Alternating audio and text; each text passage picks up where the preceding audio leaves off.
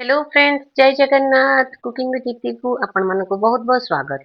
पोटल काहाକୁ न ଭଲ ଲାଗେ। ଯଦି ଭୋଜି ଷ୍ଟାଇଲର ପୋଟଳ କୁର୍ମା ହୁଏ ତାହେଲେ ସମସ୍ତେ ମାଗି ମାଗି ଖାଇବେ।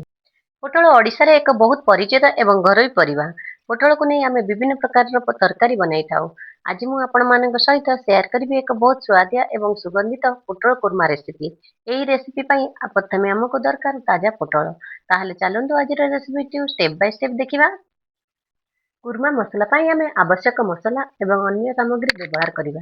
ରାନ୍ଧିବା ଆଗରୁ ସମସ୍ତ ସାମଗ୍ରୀକୁ ପ୍ରସ୍ତୁତ କରି ରଖିଲେ ରୋଷେଇ କରିବାରେ ବହୁତ ସହଜ ହୋଇଥାଏ। କୁର୍ମା ଲାଗି କିଛି ଚାରମଗଜ, କାଜୁ, ଅଦା, ଡାଲଚିନି, ଅଳେଇଚ, ଗୋଲମରିଚ, କଞ୍ଚା ଲଙ୍କା ଓ ଗୋଟେ ଟମାଟୋ ନେଇଯିବା।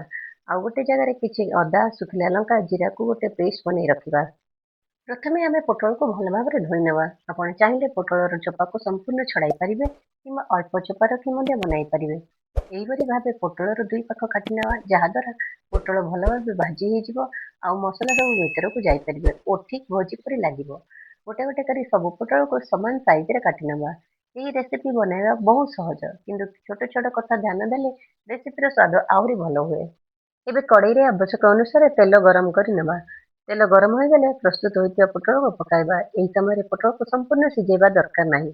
କେବଳ ହାଲକା ଭାବରେ ଭାଜି ନେବା, ଯାହାଦ୍ୱାରା ପୋଟଳର ରଙ୍ଗ ଏବଂ ସ୍ୱାଦ ଭଲ ଆସିବ। ଆପଣ ଚାହିଁଲେ ପୋଟଳକୁ ଡିପ୍ ଫ୍ରାଏ ବି କରିପାରିବେ। ଗ୍ୟାସକୁ ମଧ୍ୟମ ଆଞ୍ଚରେ ରଖି ମଝିରେ ମଝିରେ ଘାଣ୍ଟି ଦେବା। ଏଥିରେ ଟିକେ ଲୁଣ ଆଡ୍ କରି ଭାଜିବା ଓ ଢାଙ୍କୁଣୀକି ଦେଇ କିଛି ସମୟ ଛାଡ଼ିଦେବା, ଯାହାଦ୍ୱାରା ପୋଟଳଟି ଜଲ୍ଦି ସିଝିଯିବ। ଏବେ ଢାଙ୍କଣା କାଢି ଦେଖିନେବା। ଦେଖନ୍ତୁ ପୋଟଳର କେତେ ସୁନ୍ଦର ସୁନେଲି ରଙ୍ଗ ଆସିଗଲାଣି। ପୋଟଳ ଆମର ପରଫେକ୍ଟ ଭାଜି ହେଇଯାଇଛି। ନା ଅଧିକ ଅଏଲ ନା କମ୍, ପରଫେକ୍ଟ ଲୁକ୍ ହେଇଛି। ଏବେ ଏଗୁଡ଼ିକୁ କାଢି ଗୋଟେ ପାତ୍ରରେ ରଖିନେବା। ଆପଣମାନେ ମୋ ସର୍ଟ ଭିଡିଓକୁ ବହୁତ ଭଲ ପାଇବା ଦଉଛନ୍ତି। ସେହିପରି ଭଲ ପାଇବା ମୋ ଲଙ୍ଗ ଭିଡିଓକୁ ଦେଲେ ମୁଁ ଆହୁରି ଡିଟେଲ ରେସିପି ଆପଣମାନଙ୍କ ସହ ସେୟାର କରିବି। ଏବେ ଆସନ୍ତୁ ଆମ ରେସିପିର ସବୁଠାରୁ ମୁଖ୍ୟ ଅଂଶ କୁର୍ମା ମସଲା ପ୍ରସ୍ତୁତ କରିବା। ଏବେ ଆବଶ୍ୟକ ସମସ୍ତ ସାମଗ୍ରୀକୁ ଗୋଟିଏ ପରେ ଗୋଟିଏ ପକାଇ ଭଲ ଭାବରେ ଭାଜି ନେବା। କଡ଼େଇ ଗରମ କରି କିଛି ତେଲ ଦେଇଦେବା। 2 ରୁ 3 ଖଣ୍ଡ ଡାଲଚିନି, ଗୋଲମରିଚ, ଅଳେଇଚ, ଗୁଜୁରାତିକୁ ଦେଇ ତାକୁ ଭାଜି ନେବା। ଏହାଦ୍ୱାରା ବହୁତ ଭଲ ବାସ୍ନା ଆସିବ। ରଖିଥିବା ବଟା ଅଦା, ରସୁଣ, ଜିରା ବଟାକୁ ଆଡ୍ କରି ନେବା ଓ ଭଲସେ କଷିବା। ଭଲସେ କଷିବା ଦ୍ୱାରା ଅଦା ବାସ୍ନା ରହିବ ନାହିଁ। ଏହି ମସଲା ହିଁ ଆମ ପୋଟଳ କୁର୍ମାକୁ ସୁଆଦିଆ ଓ ସୁଗନ୍ଧିତ କରିବ। କିଛି କଞ୍ଚା ଲଙ୍କା ପକାଇ ନେବା। ଆପଣ ଚାହିଁଲେ ଏହାକୁ ସ୍କିପ୍ କରିପାରିବେ। ଏବେ ଏଥିରେ ରଖିଥିବା ଟମାଟୋ ବାଟାକୁ ଦେଇ ଆଉଥରେ ଭଲସେ କଷିବା। ଏଥିରେ ସ୍ୱାଦ ଅନୁସାରେ ଲୁଣ ଆଉ ହଳଦୀ ଦେଇ ଭଲସେ କଷିବା। ଗ୍ୟାସକୁ ଧିମା ଆଞ୍ଚରେ ରଖି ମସଲାକୁ ଭଲ ଭାବରେ କଷିବା। ଏବେ ପ୍ରସ୍ତୁତ କରିଥିବା ଚାରମଗଜ, କାଜୁ ପେଷ୍ଟକୁ ଏଥିରେ ଦେଇଦେବା। ଏହି ପର୍ଯ୍ୟାୟରେ ତରବର କରନ୍ତୁ ନାହିଁ। ମସଲାର କଞ୍ଚା ବାସ୍ନା ଚାଲିଯିବା ପର୍ଯ୍ୟନ୍ତ ଭଲ ଭାବରେ କଷିବା। ଦେଖନ୍ତୁ ମସଲାଟି ଧୀରେ ଧୀରେ ଗାଢ଼ ହେଇ ଆସୁଛି ଏବଂ ତେଲ ମଧ୍ୟ ଅଲଗା ହେବାକୁ ଲାଗିଲାଣି। ଏବେ ଏଥିରେ ଗୋଟେ ଚାମଚ କରି ମସଲା ଦେଇଦେବା ଆଉ କିଛି ସମୟ ଭଲସେ କଷିବା।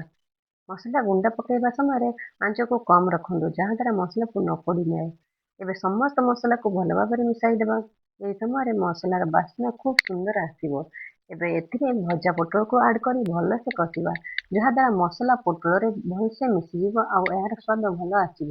ଏବେ ଏଥିରେ କିଛି କସୁରୀ ମେଥି ଦେଇଦେବା। ଆପଣମାନେ ଯଦି ମୋ ରେସିପିକୁ ଫେସବୁକ୍ କିମ୍ବା ଇନଷ୍ଟାଗ୍ରାମରେ ଦେଖୁଥିଲେ, ଫଲୋ ତ ନିଶ୍ଚୟ କରିବେ। ସାଙ୍ଗମାନେ ଏହିପରି ନୂଆ ନୂଆ ରେସିପି ଦେଖିବା ଲାଗି ମୋ ଚ୍ୟାନେଲକୁ ଫଟାଫଟ ସବସ୍କ୍ରାଇବ କରିନିଅନ୍ତୁ। ଏବେ କୁର୍ମା ପାଇଁ ଆବଶ୍ୟକ ଅନୁସାରେ ପାଣି ଦେବା। ଆପଣ କେତେ ଘନ କିମ୍ବା ପତଳା ଗ୍ରେଭି ଚାହୁଁଛନ୍ତି ସେହି ଅନୁସାରେ ପାଣିର ପରିମାଣ ରଖନ୍ତୁ। କୁର୍ମା ପାଇଁ ଗ୍ରେଭିଟି ଅଳ୍ପ ଘନ ରହିଲେ ଖାଇବାକୁ ଆହୁରି ଭଲ ଲାଗେ। ଦେଖନ୍ତୁ ଗ୍ରେଭିଟା ଏଇଭଳି ରହିବ। ଏବେ କଡ଼େଇକୁ ଢାଙ୍କି ଦେଇ ମଧ୍ୟମରୁ କମ୍ ଆଞ୍ଚରେ କିଛି ସମୟ ସିଝିବାକୁ ଦେବା। ଏହାଦ୍ୱାରା ପୋଟଳ ମସଲାର ସମସ୍ତ ସ୍ୱାଦକୁ ଭଲ ଭାବରେ ଶୋଷି ନେବ। କିଛି ସମୟ ପରେ ଆସନ୍ତୁ ଆମର କୁର୍ମାକୁ ଦେଖିବା। ୱାଓ! ପୋଟଳ ବହୁତ ସୁନ୍ଦର ଭାବରେ ସିଝି ଯାଇଛି ଏବଂ ଗ୍ରେଭି ମଧ୍ୟ ଭଲ ଘନ ହୋଇଯାଇଛି। ଏବେ ଧୀରେ ଧୀରେ ଗୋଳେଇ ନେବା। ଏହି ସମୟରେ ଟିକେ ଗ୍ରେଭି ଲାଗି ଚାଖି ନେବା। ଲୁଣ କିମ୍ବା ମସଲା ଆବଶ୍ୟକ ହେଲେ ଆଡଜଷ୍ଟ କରିପାରିବେ। ଶେଷରେ ଆମର ରେସିପି ଅନୁସାରେ ଆବଶ୍ୟକ ଫିନିସିଂ ଇନଗ୍ରେଡିଏଣ୍ଟ ପକାଇ ଆଉଥରେ ଭଲ ଭାବରେ ମିଶାଇ ନେବା। ଆମର ରେଡି ହେଇଗଲା ୟମ୍ମି ପୋଟଳ କୁର୍ମା। ଗରମ ଭାତ ସହିତ ଏହାର କମ୍ବିନେସନଟି ଖାଇବାକୁ ବହୁତ ସୁଆଦିଆ ଲାଗେ। ଆପଣ ଚାହିଁଲେ ଏହାକୁ ରୁଟି, ଚପାତି କିମ୍ବା ପରଟା ସହିତ ମଧ୍ୟ ଖାଇପାରିବେ। ବନ୍ଧୁମାନେ, ଆଜିର ପୋଟଳ କୁର୍ମା ରେସିପି ଆପଣମାନଙ୍କୁ କେମିତି ଲାଗିଲା? ଯଦି ଆପଣଙ୍କୁ ଏହି ରେସିପିଟି ଭଲ ଲାଗିଥାଏ, ତାହେଲେ ଭିଡ଼ିଓଟିକୁ ଲାଇକ୍ କରନ୍ତୁ ଏବଂ ଆପଣମାନଙ୍କ ପରିବାର ଓ ସାଙ୍ଗସାଥୀଙ୍କ ସହିତ ସେୟାର କରନ୍ତୁ। ଆପଣ ଯଦି ମୋ ଚ୍ୟାନେଲକୁ ପ୍ରଥମ ଥର ଆସିଛନ୍ତି, ତାହେଲେ କୁକିଂ ୱିଥ୍ ଇଟିକୁ ସବସ୍କ୍ରାଇବ କରନ୍ତୁ ଏବଂ ବେଲ୍ ଆଇକନକୁ ପ୍ରେସ୍ କରନ୍ତୁ, ଯାହାଦ୍ୱାରା ଆଗକୁ ଆସୁଥିବା ସମସ୍ତ ସୁଆଦିଆ ରେସିପିର ନୋଟିଫିକେସନ ଆପଣ ପାଇପାରିବେ। ଆଉ ଆପଣଙ୍କ ଘରେ ପୋଟଳ କୁର୍ମା କିପରି ବନାନ୍ତି କମେଣ୍ଟରେ ନିଶ୍ଚୟ ଜଣାନ୍ତୁ। ପୁଣି ଦେଖା ହବ ଆଉ ଏକ ନୂଆ ରେସିପି ସହିତ। ରହିଲି, ଜୟ ଜଗନ୍ନାଥ।